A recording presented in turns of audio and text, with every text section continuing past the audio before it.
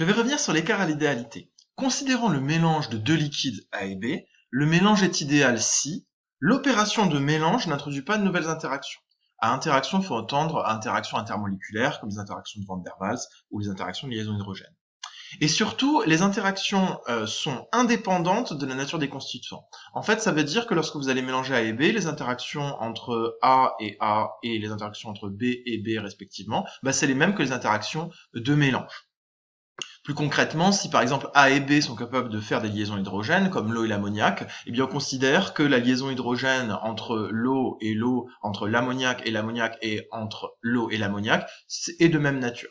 Donc dans l'exercice de cours précédent, on avait étudié le binaire eau-ammoniac et on avait vu que oui, il y avait miscibilité totale à l'état liquide, mais il y avait quand même un faisceau élargi et on va voir que ça, c'est un indice d'écart à l'idéalité.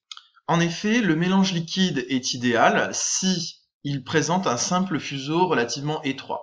Si on remarque un fuseau relativement large, comme le binaire ou ammoniac de l'exercice précédent, on dira qu'il y a écart à l'idéalité, mais que l'écart à l'idéalité est faible.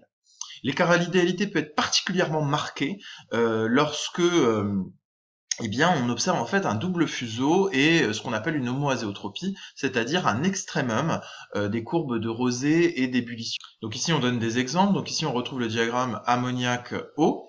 Donc on voit que le fuseau est relativement élargi, donc ça témoigne d'un écart à l'idéalité, mais d'un écart à l'idéalité relativement faible.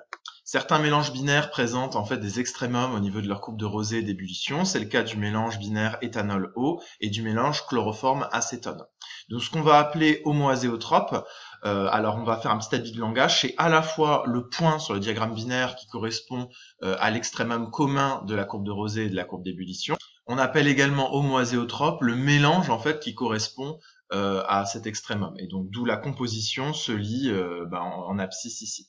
Je vous rappelle que la courbe de Rosé, elle donne la composition de la phase vapeur en constituant que l'on lit en abscisse du diagramme binaire, donc ici l'eau, donc la composition de l'eau dans la phase vapeur, et ici la composition de l'eau dans la phase liquide. Donc on trouve quelque chose de remarquable, c'est que pour le mélange homoazéotropique, le changement d'état se fait à composition en eau dans la vapeur et en eau dans le liquide, exactement la même et égale à la composition finalement de l'homoazéotrope. Donc ça, c'est un résultat qu'on va exploiter pour le calcul notamment de la variance du mélange homoazéotropique et ce qui va nous donner quelque chose de singulier lorsqu'on va étudier la courbe d'analyse thermique d'un mélange homoazéotropique. Mais pour cela, je vous ramène à l'exercice de cours qui suit. Une dernière remarque, c'est qu'ici, le mélange binaire présente bien une miscibilité totale à l'état liquide. Ici, on dispose à chaque fois de liquide homogène, mais vous avez écart à l'idéalité, c'est-à-dire présence d'un extrémum. Donc il ne faut pas confondre ça, c'est pas parce que vous avez écart à l'idéalité que vous avez miscibilité nulle entre les deux liquides. Non, vous avez bien une miscibilité totale entre les deux liquides, même avec cet écart à l'idéalité.